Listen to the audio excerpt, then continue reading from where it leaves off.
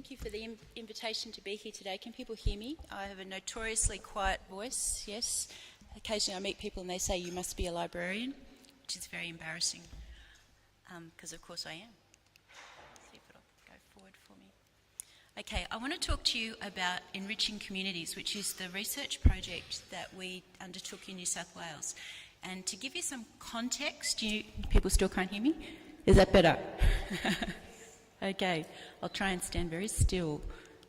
Okay, so to give you some context, New South Wales is quite a large geographic area. We've got a huge variety in our library services. We've got library services that are large metropolitan services that have a number of qualified staff and are serving a community that lives in a very dense, closely populated area. We've also got library services that have one person who works 4 or 5 hours a day in the library and in the morning runs Centrelink services and that kind of thing. So you've got incredible variation, and when you try to look at the value of libraries, it's very hard to do that as an aggregate across the whole state and get numbers that are as meaningful at Brewarrina and Burke and Broken Hill as they are in Botany and Bankstown in Sydney. So this is what we're looking at, 152 different local government areas and also a large unincorporated area where there are no library services except the Outback Letterbox Library that's delivered through Broken Hill City Library. And the statistics for the public libraries in New South Wales are really quite mind-boggling when you look at the kind of numbers that we're talking about. Huge numbers of visits to libraries and numbers that have continued to track upwards over recent years, despite what people were starting to say, you know, everything's on the internet. Well, we think the customers figured out the internet was in the library, so we've been seeing lots more visits. Loans have continued to grow, although we are wondering what this year's statistics will show us, whether there's been a bit of a softening there, where anecdotally people have been saying to us they think their loans have been dropping a little. Nothing serious, but maybe a little softening there. We've also got a measurement of the number of internet hours, and that doesn't necessarily reflect all the people who are coming in and using Wi-Fi on site of their own. You know, if they're bringing their own device into the libraries, we're not counting that, obviously, unless they're actually booking onto the Wi-Fi provided by the library. And we've got a huge number of members of the community who are library members, and that makes the sample sort of really important in a research project like this. How do you choose a sample that's going to be small enough to manage but big enough to be truly representative and will actually identify those different large communities, small communities, older people, students, distance education students who use the library because it's the only library within 300 kilometres of their community, all those sorts of services. We have a public library research committee, and this committee runs a number of projects. Every year they would run 3 or 4 projects. This was one of the projects that went up before them that they all thought was really important. And you can see that what they were really trying to do was find something that the libraries could use as an advocacy tool.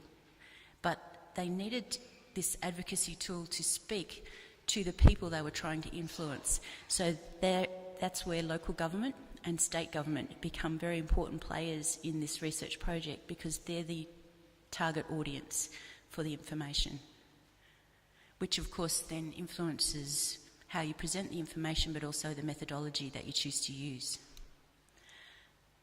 To begin with, Jennifer Berryman, who works at the State Library, did a sort of scoping document for us, did some research into what other valuation studies had been done, and came up with some recommendations based on what people had done and what methodologies they'd use, what might be a good fit for our particular needs for this project. Her whole research paper is available on our website, so you'll be able to go and have a look at that if you want to see where that was up to. She prepared that in 2005, so this project had a fairly long gestation period. You can see, though, that they wanted quantitative and qualitative outcomes. They also wanted to be able to measure the direct and the indirect, tangible and intangible. It was starting to get very complicated. And also something that was scalable, because remember I mentioned we've got these large libraries, we've got these very small libraries. We needed something that was going to be meaningful and a useful advocacy tool no matter where you were working. So this was the challenge. to demonstrate the value of the library to the community as a basis for advocating for increased funding for libraries from both state and local governments. Oops, I'm going backwards, I beg your pardon. So what they decided on was, at the time, local government in New South Wales was using the triple bottom line, the balanced scorecard, quite comprehensively. It was becoming a very, very popular way of measuring all sorts of council services. So the decision was made that this research should reflect that and should report in language that was going to make sense to local government. And the research itself then set out to measure that economic, social and cultural and environmental value that the public libraries were actually contributing into their communities, and that it would use a number of methodologies so that it would be a rounded picture of what libraries were actually doing at the local level. Which is where John Little was actually contracted to do this research through his company. You do have a copy in your packs of this publication, which is just basically the executive summary. If you go onto our website, you'll find there's a full report, but there's also the case studies and the worksheets, and there's tools there that the libraries could actually use to plug in their own data and come up with what their own measures were, so they could do something at a local level. And that was something that made this research particularly useful for everybody wherever they were. So what he did was an industry survey targeting the library managers, first of all, of every single public library in New South Wales. So that's 99 people who represent all of those 152 councils. Then there were the 10 case studies, and these were carefully chosen so that they represented all those different kinds of libraries, the different metropolitan country, regional library, rural, remote, trying to get a picture that was truly representative of New South Wales. There were also a mailed survey to random participants, and I don't know how they decided who those random people were. I don't know whether the libraries put names in a hat or what it was exactly, but it was a truly random sample. And then they followed it up with actual interviews, and you can see that with the interviews they were also talking to those key stakeholders, to the councillors, the elected representatives, but also council officers, people who were influential around things like budgeting and strategic planning within councils as well, and some other external organisations, to just try and get a really full picture. And I guess this summary sentence at the bottom, they were looking at both ends, supply and demand. They wanted to be able to really understand that picture. So what did they find? Let's take a look first of all at, remember we've got those three spheres, so the social cultural one, which is kind of the first thing you think of when you think of public libraries. You think of the good that they do in the community and the connections and social inclusion and those sorts of things. The findings were safe, harmonious, welcoming, inclusive, neutral meeting places accessible to the whole community. Now, straight away, put yourself in the seat of a councillor or a council officer. Are you impressed by that? Probably not. You're just thinking, yeah, get to the bottom line. The cultural well-being figures, celebrating cultural diversity through events, all those sorts of really positive, good reasons why public libraries exist and operate and serve their communities. But difficult things to use when you want to advocate for more money, because you can't really quite quantify them. So then the next one was the economic, and they looked at it in a couple of ways. They looked at the economic well-being, which was what those opportunities were for people in the community from a dollar point of view. That first one is interesting. Your researchers, I believe it was about $400 that they were spending out of their own pockets. Well, this research came up with a figure of around $325 per annum that a person was saving by using their local public library rather than purchasing their own material. That, of course, is an average. If you're an avid reader, you'd spend an absolute fortune instead. Support for job seekers, and this was really interesting because some of the job seekers were actually able to say, you know, there was a percentage who said, this library helped me get a job. And that's difficult to quantify in terms of dollar terms, but of course a huge impact for a community, especially a community that may have limited access to other job-seeking services. Libraries are also a very significant employer. Local government is a huge employer around Australia. It's one of the largest employers if you look at it as a quantum. But in New South Wales, it's employing more than 2,300 people. So that has a huge effect at the local level, in the local economy, as well as all the support of local businesses. Most libraries, if they've got a bookshop in town, will try and use that bookshop for a proportion of what they're going to be purchasing, because they recognise the value of keeping the dollars within the local community. There's also been a huge program of library buildings and refurbishments, and very often that's employed local businesses and local contractors and things like that. So you can see there really are some very tangible economic impacts, as well as contributing to tourism. Recently I was out at Broken Hill and at Burke, and in both places they said people come into the library saying, you know, we've come to have a look at the family history research, or, you know, someone in my family used to live here and we've come to see what you've got about family history and those sorts of things. So it is quite a significant factor for them. But then we needed some numbers, because you can't talk to bean counters unless you've got some real numbers. So the numbers we were interested in were economic value, where they used the contingent valuation methodology, basically saying to people, how much would you be prepared to pay for this service if it wasn't being provided for you by the council? You know, how deep into your pocket would you be prepared to dig? And people came up with, on average, about $58. Those of you who buy books for yourselves will know that would be about 2 books if you bought them on special. So they weren't prepared to pay a huge amount. But then they looked at the economic benefit, and this is where you get the $1 for $4.24. Basically, that was looking at if people were accessing these services and they're getting them at a lower cost than it would cost them to provide them, because obviously they're sharing the resources. If the services were, equivalent services were available commercially, locally, what would it be worth? And then there's that figure of the 8.1% of respondents who said the library helped them find a job. That's pretty big. Then there's economic activity, which was about all of those transactions I mentioned before, the building and the salaries and all those sorts of things, and what that's worth at the local level in a community in terms of the money that's changing hands. And you can see that figure down the bottom, $810 million per annum, and that was when this research was built on some figures from 2004-05. It would be much higher than that now.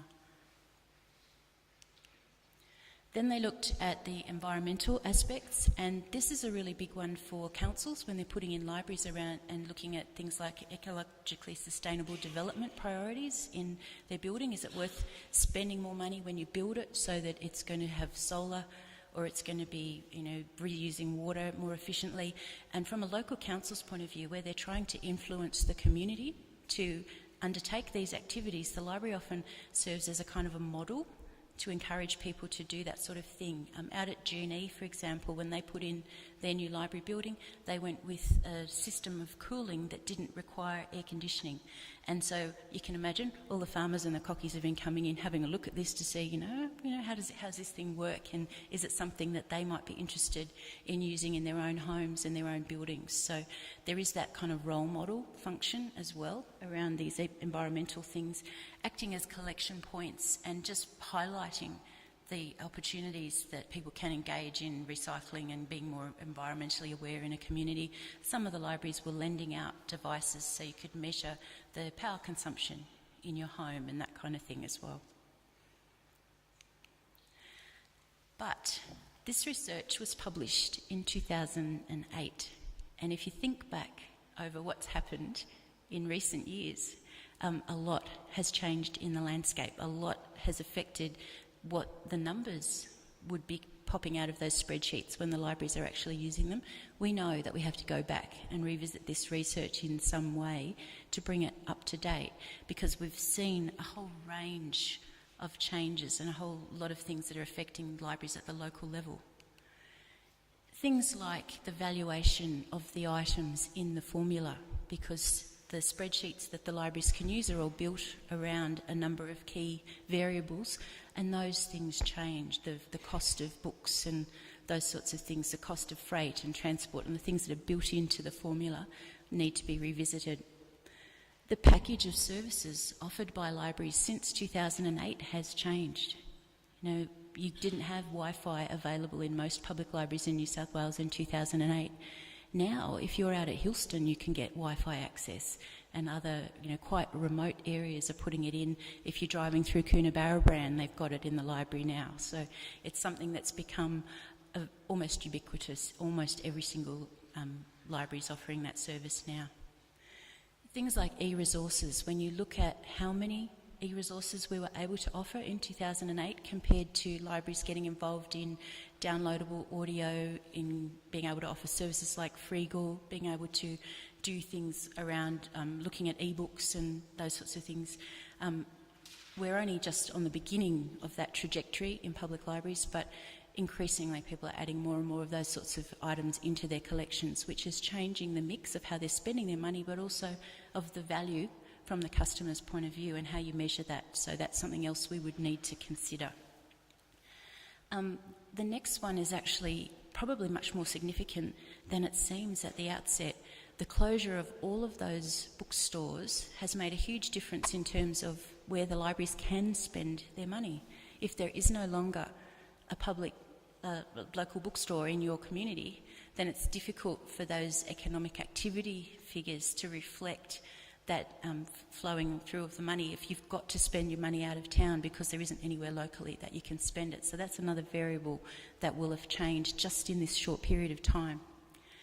There's also been this huge increase in mobile computing and with people bringing in their own devices, and we've yet to kind of get our heads around what that really means. If people are accessing your library on their smartphone, does it mean that there's been a bigger shift to your online services, and how do you measure that sort of value and the way they're using it? So that's something else we would need to consider. There's also been the impact of the global financial crisis, and I don't mean that just in terms of people as customers and their capacity or willingness to pay, because remember, willingness to pay was a key figure that they looked at. It's not just about that. Local government has been hit really hard by the global financial crisis. I think they're a huge employer, so all of those superannuation investments have been affected. They've got, in some areas, ageing workforces and all those sorts of implications that feed into that as well. So there are things that have changed.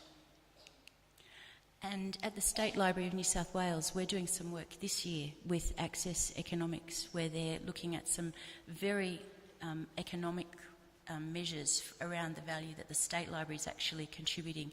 And I was speaking with Cameron Morley, the manager of the public library area, and he was saying that they're hoping that this research will also include a chapter around the value of the public libraries contribute to their communities, but also the value that the State Library is contributing to the public libraries. So that's been a very, very quick whistle-stop tour. All of the research in great detail is available for you on our website. All of the publications are there. I've tweeted the link. If you're not on Twitter, I'll make sure that it's included in the other information that you get. Thank you.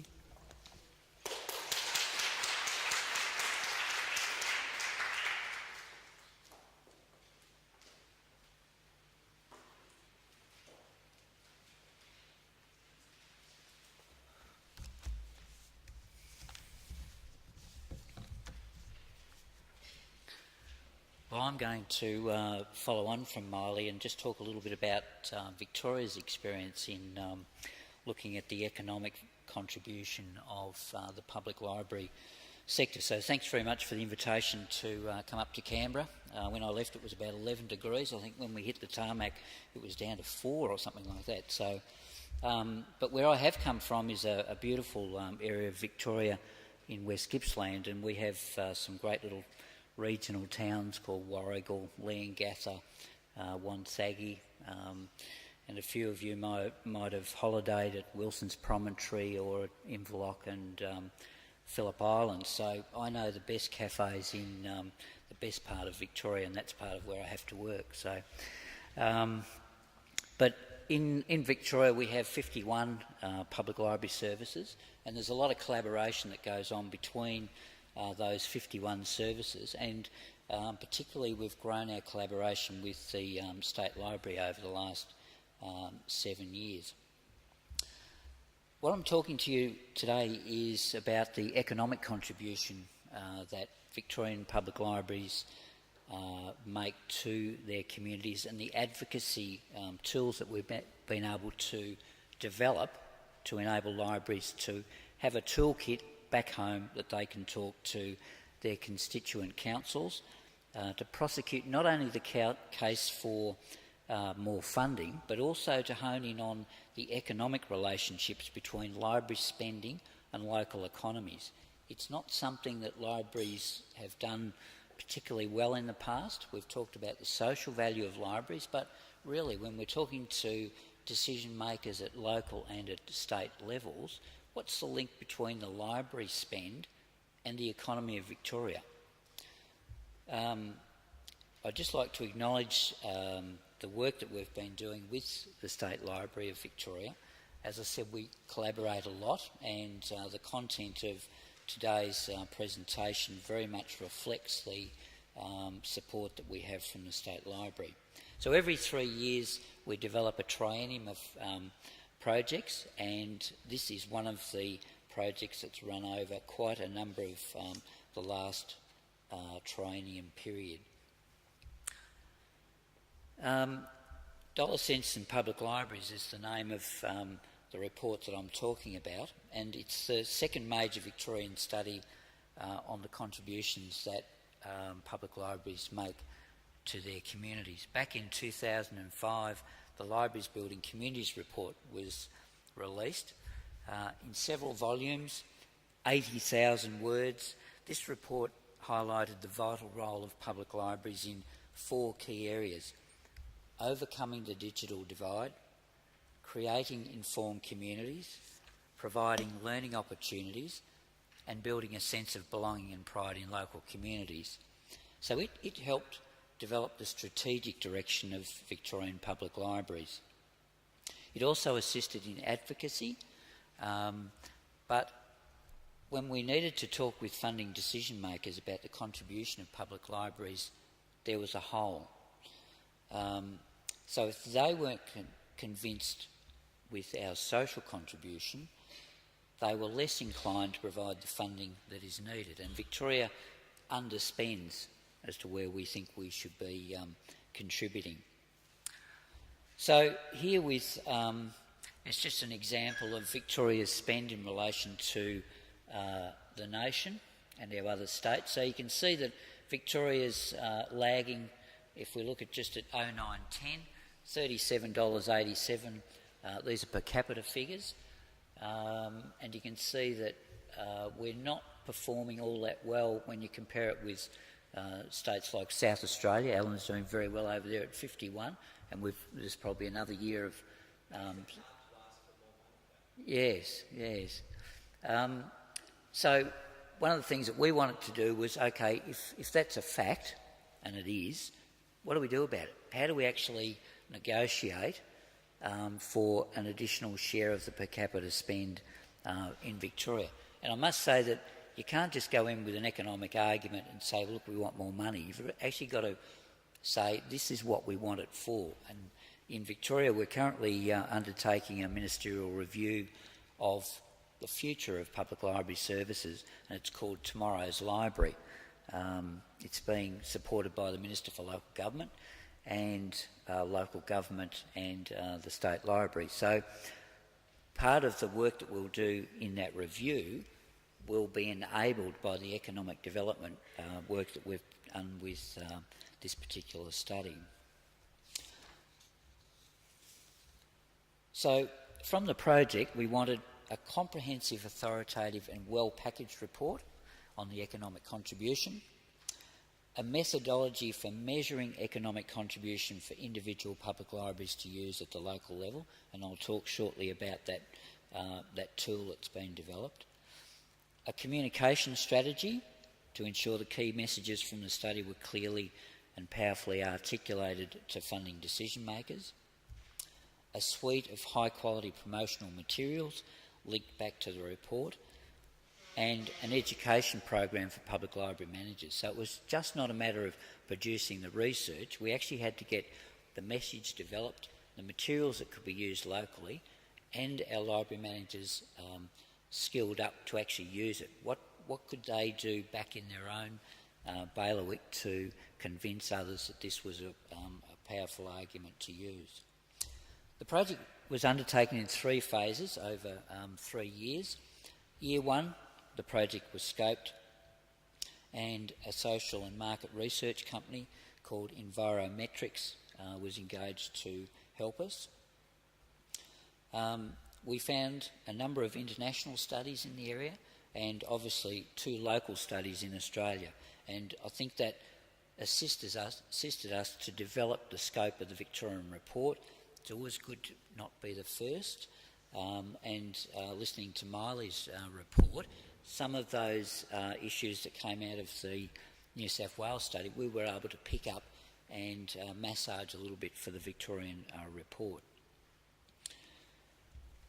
We also asked public library managers what they wanted out of that stage of the report, and then we developed a brief and went out to tender. Again, we picked an economic consultancy to do the work, and SGS Economics and Planning got the nod, and we felt pretty happy with the result of that decision, because the Planning Institute of Australia awarded the 2010 National Social and Community-Based Planning Award to SGS for our report. They were also named Victorian Consultant Planner of the Year, again another spin-off from the work that they did for Public Libraries Victoria and the State Library. In Year 2, in 09-10, the body of the study was carried out, and a technical report and a high-level summary report was written, and the communication strategy was developed. In Year 3, we rolled it out. We had a training day for staff where we talked about the methodology and helped them measure the economic contribution at the local level.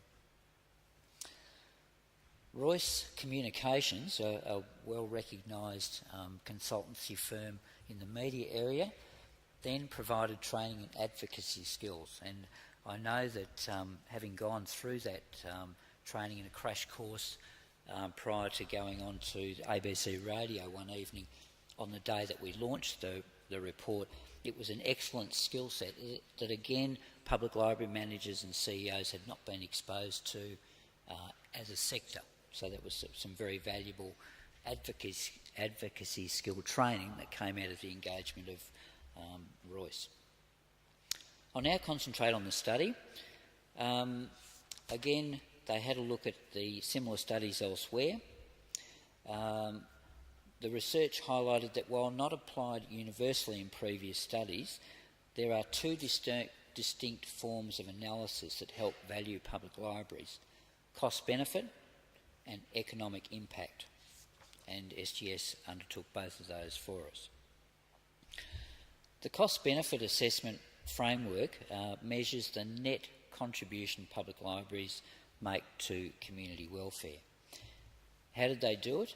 They did it by contrasting the economic, social and environmental costs and benefits associated with public library services, enabling a holistic estimate of net benefit to be derived.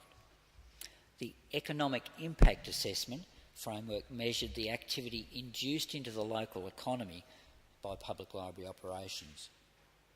So where we're expending money on things like salaries, collection purchases, payments to ISPs, transport, couriers, those are the sort of economic impact assessment issues included in that.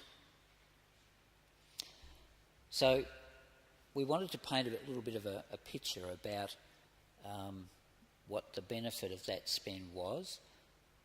So libraries knew that, but what about the community? So there was some research undertaken with over 2,000 Victorian citizens. Around 1,050 telephone surveys were conducted, and then in 7 selected local government library areas, another 1,380 users contributed to survey material. Probably go through a little bit. So we'll now get through to a cost-benefit analysis, probably about slide 7. About there, yeah. So looking at the cost-benefit assessment, the recurrent capital and operating costs of public libraries are readily available in the annual survey that libraries do and is now produced by Public Libraries Victoria. The Libraries Building Community Study, undertaken back in 2005, well articulated the wide-ranging benefits of public libraries.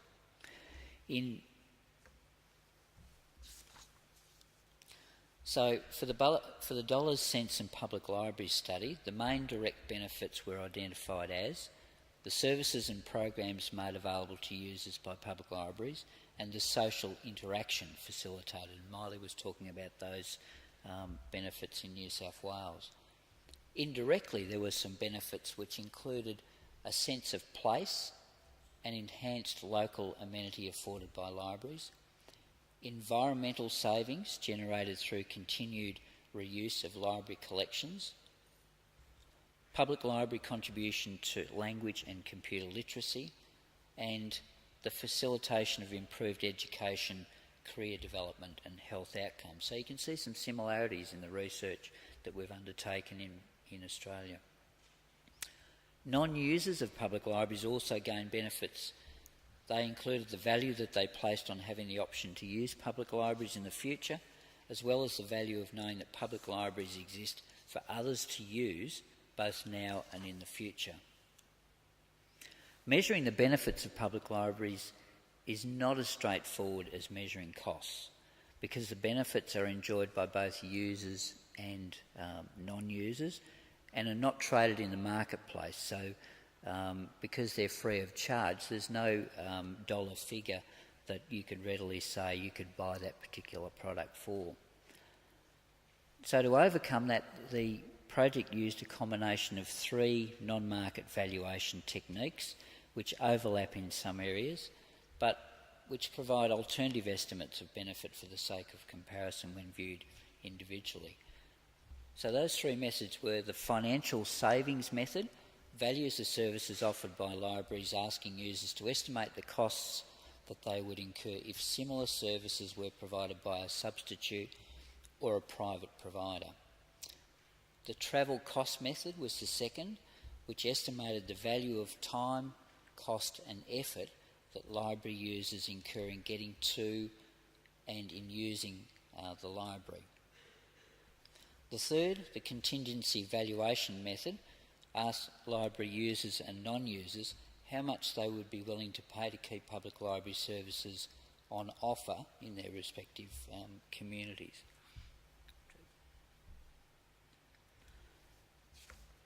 The second framework used during our research was an economic impact assessment. So this isolated the stimulus that public libraries provided to their local economy and traced how that stimulus flowed through to other enterprise in the local economy via multiple rounds of transactions. So public libraries definitely stimulate their local economies. There's something like $191 million of spend in Victoria on public library services, again through staff salaries, through the materials we purchase, the engagement of local plumbers. I had to ensure our staff rang a plumber because the men's urinal library cocked up for the 3rd time in the last 2 years. We spend money on photocopier maintenance companies and utilities, just to name a few. To a lesser extent, public libraries stimulate their local economies by triggering expenditure on the part of library users. Some examples are the people that come in to use our Wi-Fi services may go back and link up with a local service provider. They may buy technology to access the internet once they've been to the library to experience the products that we have available and for loan.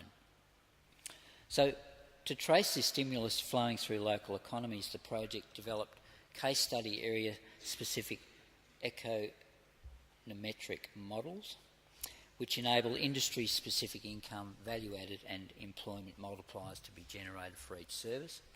and we applied those multipliers to the local economic stimulus provided by the public library services.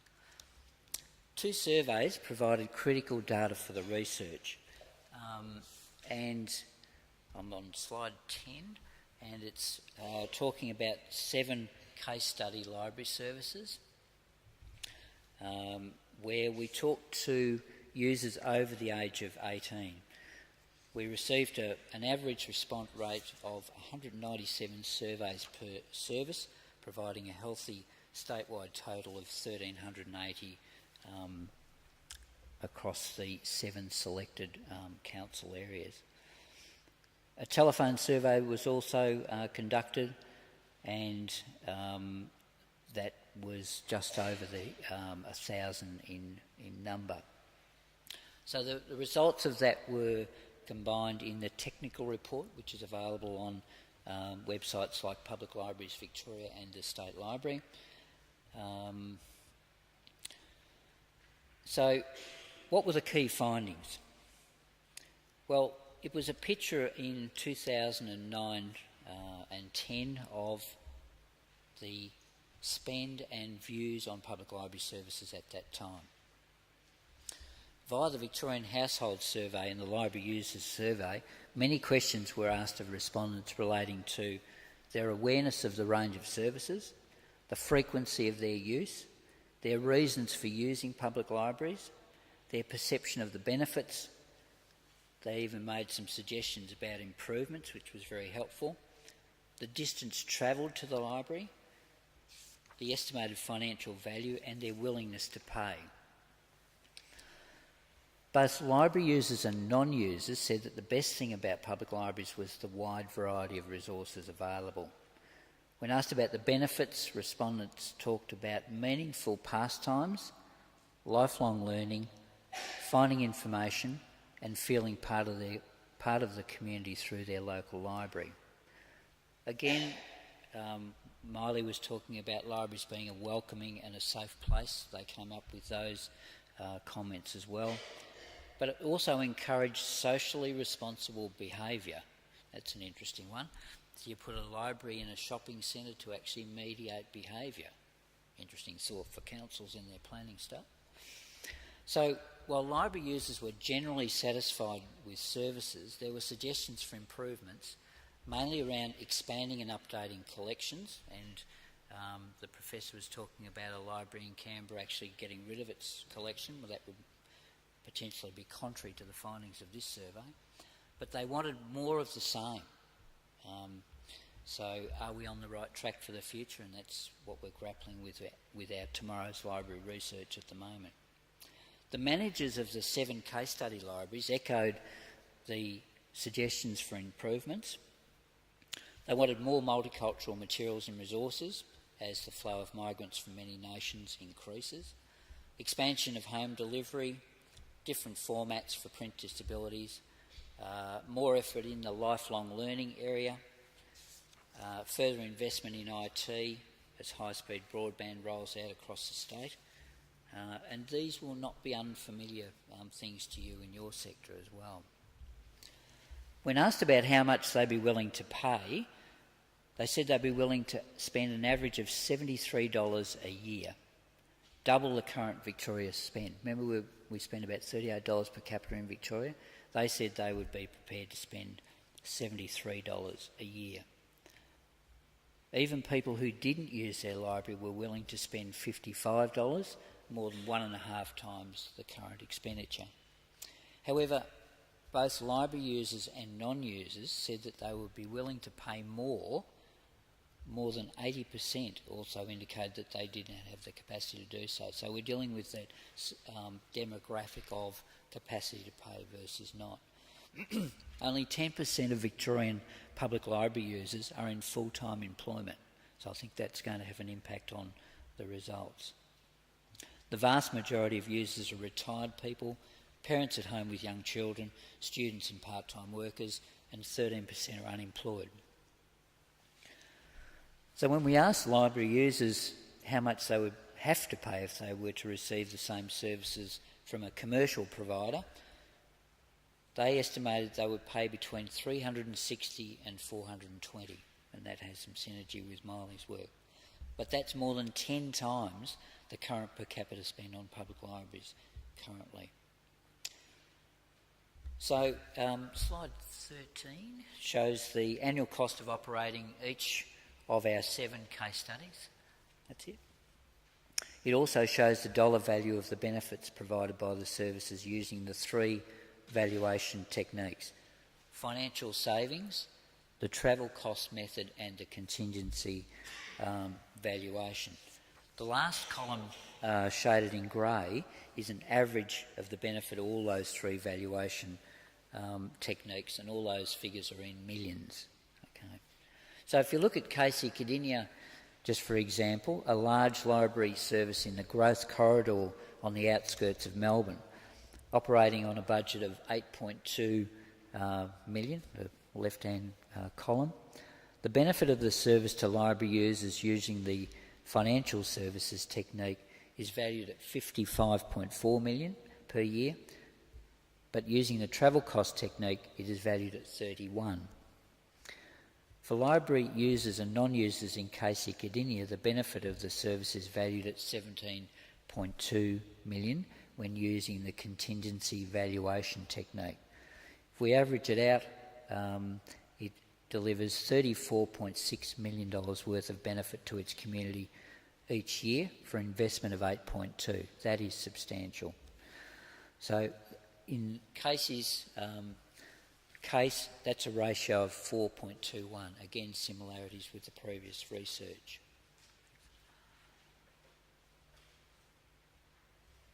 So just looking, this is a summary of the libraries: Casey Cardinia, Darebin, Eastern Region.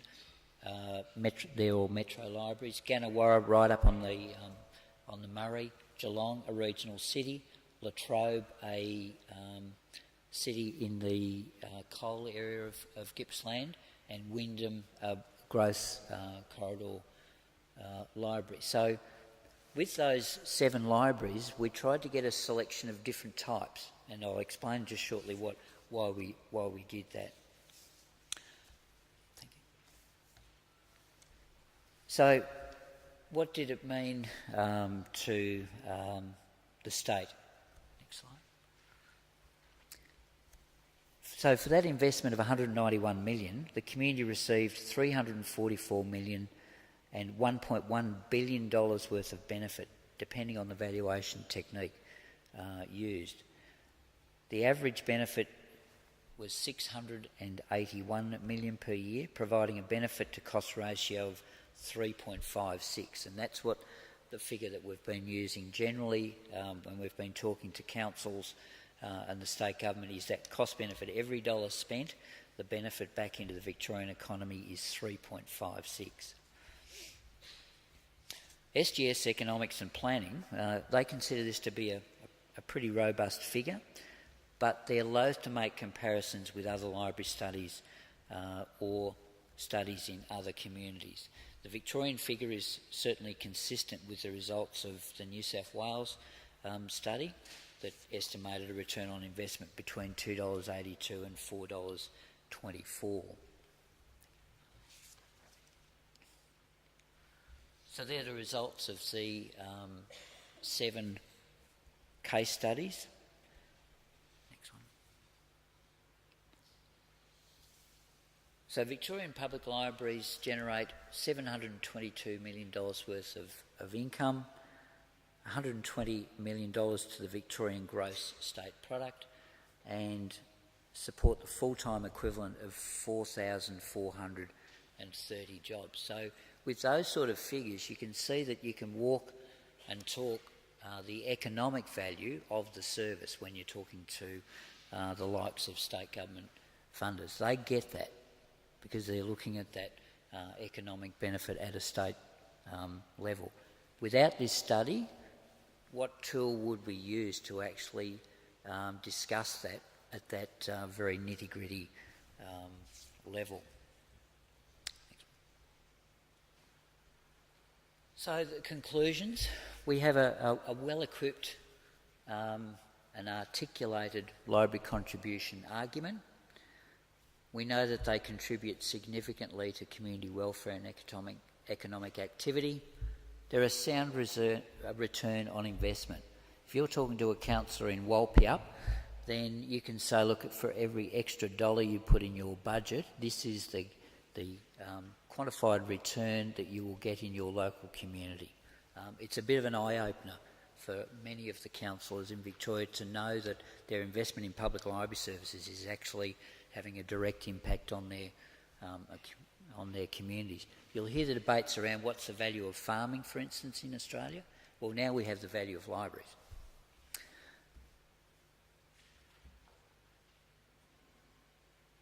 So I think some of those suggested improvements revolve around the deepening of library services. Next one. So if you want to access the level of research, these are the two websites where this documentation is to be found. We've actually forwarded it to Roxanne. But just before I finish, I'd just like to show you a tool that we've been able to provide library managers where they can actually take the data and input their own expenditure figures into it, pick one of those 7 public library services that best equates with their own local area, and then it will generate a figure of the direct economic benefit for their public library.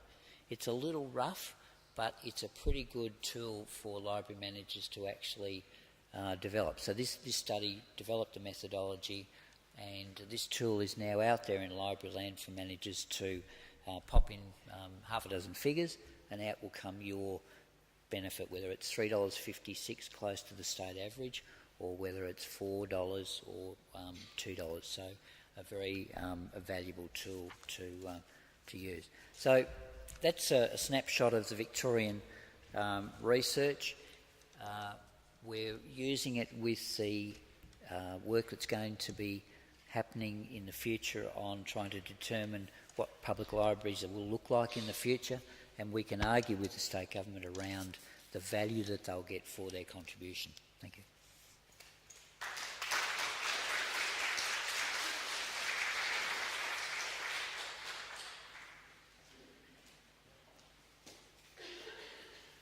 Thank you, John and Mylee. I might have both of you up here now in case there are some questions or ideas that people have, and we have Helena with the roving mic, and Alan has his hand up straight away. Thank you. Thank you, Helen. Mylee and John, the New South Wales and the Victorian reports have been extraordinarily useful. We've extrapolated out from them in South Australia. They're a great advocacy tool. I think I've got one question though, which is really for us, I think, to think about for the workshop we're just about to have. And when we talk about all of these and value, thinking about value for who, I was particularly struck by something like local purchase, which we're reviewing in South Australia at the moment. We always set aside a percentage of our spend for local purchase. We're reviewing that because it might give dollars back into the local community, but it's actually the least cost-effective way to buy library materials, and so it's not very good value for the ratepayers or indeed for the users of libraries, because you can buy less material if you do local purchase. So it's that whole issue of who is the value for, and that value by itself is valueless unless you have a very clear sense of who you're measuring it for. The other point I'd like to make in the question really is, when do you think in your respective jurisdictions you'll be able to go through this process again? Because it's the longitudinal studies that are incredibly valuable, and I realise we haven't done them anywhere else in Australia because they're so expensive and time consuming to do. So on behalf of the rest of us, can I say thank you very much for doing them.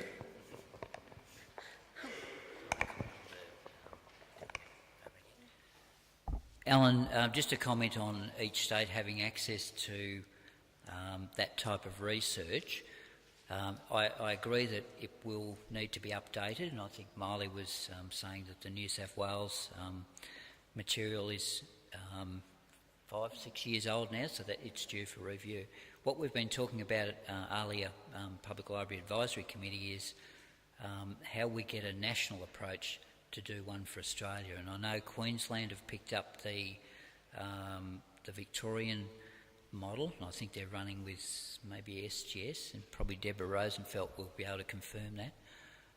But we did have a serious talk around, well, the benefit is to all of Australia, or it could be, how could we work up a model that provides that research for South Australia, for the Northern Territory, for Western Australia, Tasmania. So we haven't got an answer yet, but certainly Queensland have jumped and said, look, there is some value in it. We're going to go with the Victorian model, but I would really like us to be able to do that right across Australia. And if I could tackle your first question, local government is vitally concerned with keeping local communities turning over and keeping businesses in their local areas, and the impacts of the drought, for example, where we saw some communities lose as many as 25% of their population, has a vast impact. So there is, at a local advocacy level, there is some value in still being able to say, oh no, we're buying books in the local community, we're helping to keep the local bookshop in business. Otherwise, you're seen as a competitor.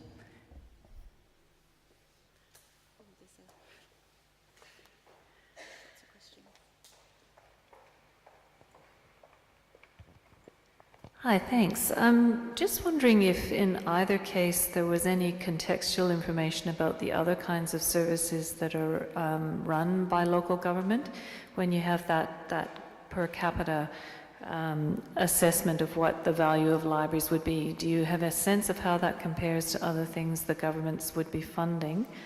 And as a bit of a follow-on on that one, the question I think that, or the point that you made, John, that people said they'd be willing to pay $73 a year for their libraries, was that done in relation to prioritising other services that they might be receiving from their government, or do you remember the context of that particular question?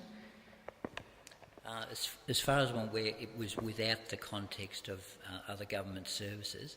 I do know that in one of my 3 council areas, the library spend is around about less than 2% of their budget. So it's not a significant spend when you look at it in relation to the raft of services. And local government can provide 35 to 50 different services within their budget. So it's quite a competitive area, and that's where I think this study has enabled us to say, okay, here's the direct benefit of the library, but it is probably developed not in the context of saying, okay, the spend on libraries, do you value that? And you might pay 70.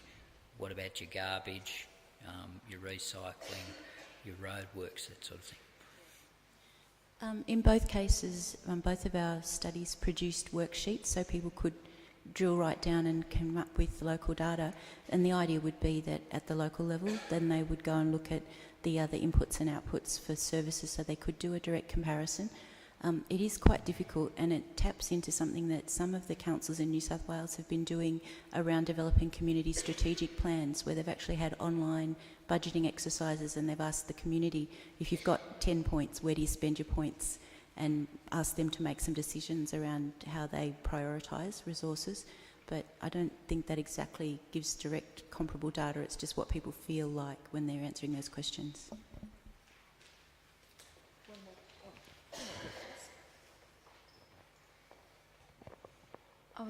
I was interested in the social capital and the economic assessment, but how does that pertain to the unexpressed opinions and views of the under 18s and the youth and the children who don't have a direct economic benefit in terms of generating the benefit, but they are great users of libraries and public libraries, and down the line they will be economic generators of wealth? Very good question.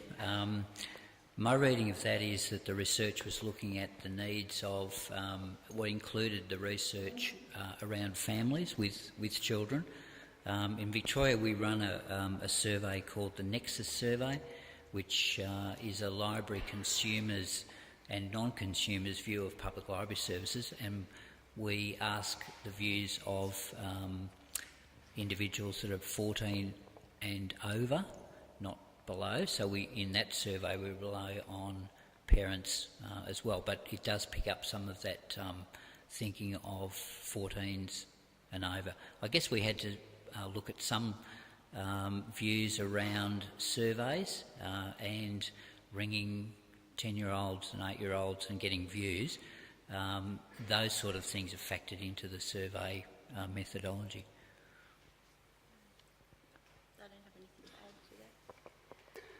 I'd be interested in knowing how you've measured or whether you've seen any concrete impact from using this data in either funding or what you're doing with libraries, and whether that's an area of research you'll be following up.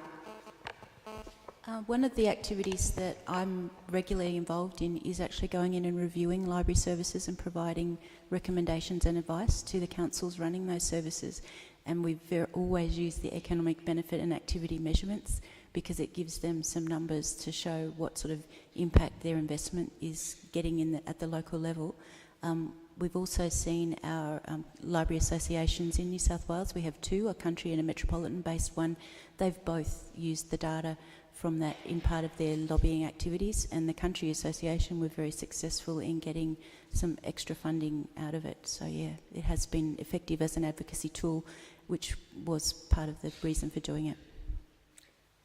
Just quickly, two examples. One, last year the state government were going to withdraw $6.2 million from public library funding over 2 years in Victoria.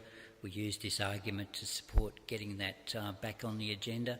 And if you know anything about TAFE funding in Victoria in the recent state budget, they've been devastated. We got our public library funding restored and that $6.2 million reinstated. The other area that we've been able to use it with, and I use it locally, I've got a 10% increase coming from my 3-member councils for this forthcoming year's budget. We've been able to say, here's the economic value of that additional contribution, and I'm not talking big councils in that respect. They're looking at rate increases that are quite small, so we've been able to secure a 10% increase, and that has been assisted by the research. Well, I might get you to thank both our speakers in this session. And I'll get you to just hang on for a minute.